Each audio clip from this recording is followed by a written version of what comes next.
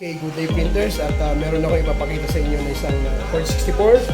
Naging problema niya dahil sa manipis yung kanyang papel ay nung naglilinis siya ng machine ay nakikita niya maraming mga lumalabas na mga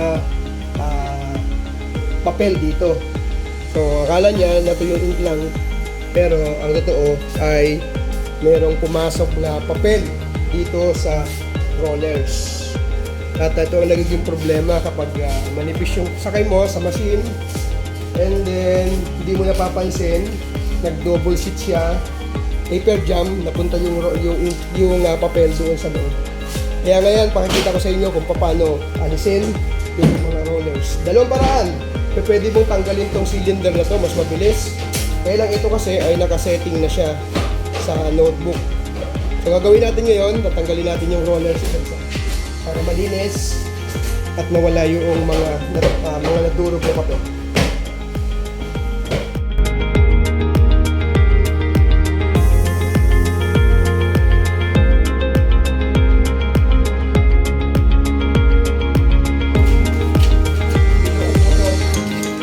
Wala yan sir. Dalawa yan para sa apat na roller. Itong realsa na to, ibababa mo siya.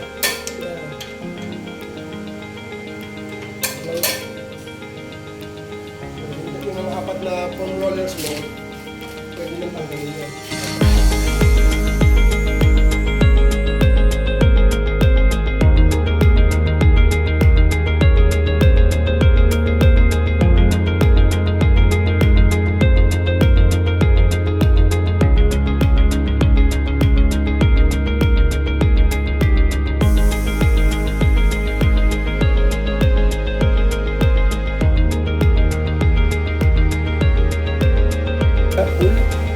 Para matanggal mo yung roller sa loob.